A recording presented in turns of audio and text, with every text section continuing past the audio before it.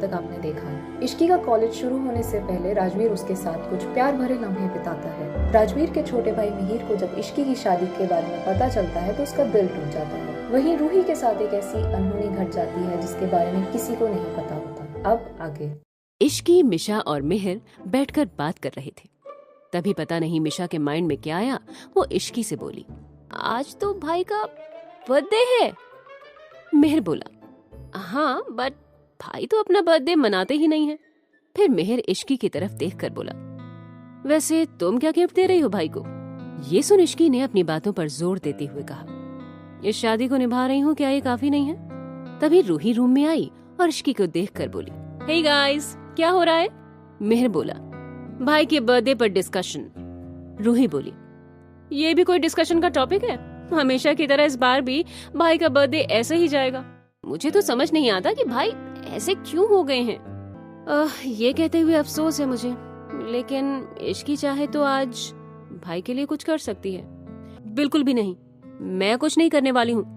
मुझे भूखे शेर को उठाने का कोई शौक नहीं है। और वैसे भी तुम सब बच जाओगे, लेकिन मुझे तो उनके साथ ही रहना है। मैं कुछ नहीं करने वाली। लेकिन इश्की, अगर तू इस रिश्ते से ऐसे ही भागती रहेगी तो उसका फ्यूचर क्या रहेगा? तो बताओ इश्की, क्या सोचा है तुमने? क्या भाई के बर्थडे के लिए कोई और प्लान है? इश्की बोली, ठीक है, अब आप सब इतना कह रहे हैं तो एक ट्राई करती हूँ कुछ करने का। लेकिन अगर वो गुस्सा हो गए तो आप सब भी लपेटे में आओगे। लेकिन मैं करूँ तो क्या करूँ? मुझे तो कुछ नहीं पता उनके बारे में। रूही बोली, अरे ज्यादा कुछ करने की जरूरत नहीं है, तुम बस एक केक बना दो भाई के लिए। रूही की बात सुनकर मिशा हंसते हुए बोली, फिर से इसे कुछ बनाने को कह रही हो? कल जो हलवा खाया था वो कम था क्या? ये सुनते ही इश्की गुस्से से बोली, तुम शायद भूल गई हो कि उस हलवे की वो हालत तुम्हारी वजह से हुई थी। रूही दोनों को शांत करवाते हुए बोली, अरे चुप हो जाओ तुम दोनों। और इश्की, तुम चिंता मत करो, इस बार मैं तुम्हारे साथ किचन में रहूंगी और मैं तुम्हें बताऊंगी कि क्या चीज कब और कैसे करनी है, ठीक है?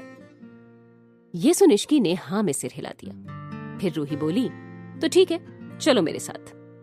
फिर वो दोनों नीचे किचन में चली गईं और रूही इश्की को चॉकलेट केक बनाना सिखाने लगी। कुछ देर में केक बन गया। तभी रूही केक देखकर बोली, लो इश्की, केक तो बनकर रेडी है, लेकिन भाई रात तक आएंगे। तुम एक काम करो, इसे तब तक फ्रिज में रख दो। इश्की रूही की बात सुनकर केक लेकर उसे फ्रिज में रखनी चली गई, लेकिन फ्रिज में जगह नहीं थी, इसलिए इश्की ने केक को फ्रीजर में रख दिया। फिर इश्की रूही के पास आई और उससे पूछा, दी, मिशा कह रही थी कि आप कल रात किसी बात को लेकर टेंशन में थी। रूही इश्की की बात सुनकर थोड़ा हैरान हो गई और हकलाते हुए बोली, नहीं तो ऐसी तो कोई बात नहीं है, वो बस मैं थकी हुई थी और कुछ नहीं। इश्की ने कुछ नहीं कहा तो रूही बोली, अच्छा ठीक है इश्की, अब मैं अपने रूम में जा रही हूँ, जब भाई आएंगे तो तुम केक ले जाना। ठीक है दी, आप जाइए। रात का वक्त इश्की रूम में बैठकर राजवीर के आने का वेट कर रही थी। तभी उसे रूम के बाहर से किसी के आने की आवाज आई और वो तुरंत उठकर दरवाजे के पास चली गई। उसके दरवाजे के पास जाते ही वो दरवाजा खुला और राजवीर अंदर आ गया। राजवीर इश्की को ऐसे अपनी तरफ आता देख दरवाजे पर ही रुक गया और सवालिया नजरों से उसको देखने लगा। तभी इश्की राजवीर के सामने जाकर थोड़ी हकलाते हुए बोली, मुझे आपसे कुछ कहना है। हाँ कहो। Happy birthday.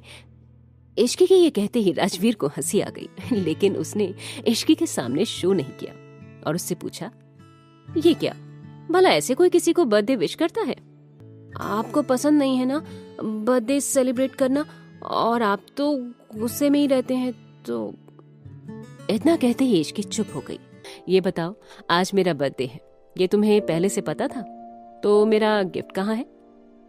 राजवीर की बात सुनकर इश्की खुश होकर बोली, आप 1 मिनट रुकिए, मैं अभी लेकर आती हूँ। ये कहते हुए वो वहां से भागकर किचन की ओर चली गई, जिसे देख राजवीर मुस्कुराने लगा।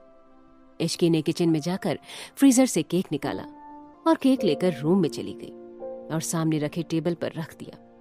राजवीर ने उस केक को देखकर इश्की से पूछा, ये है मेरा गिफ्ट? इश्की तुरंत बोली, हाँ, इसे मैंने अपने हाथों से बनाया है। राजवीर बोला, ठीक है, तो चलो इसे जल्दी से कट करते हैं। लेकिन जब उसने केक कट करने की कोशिश की तो केक कट ही नहीं रहा था।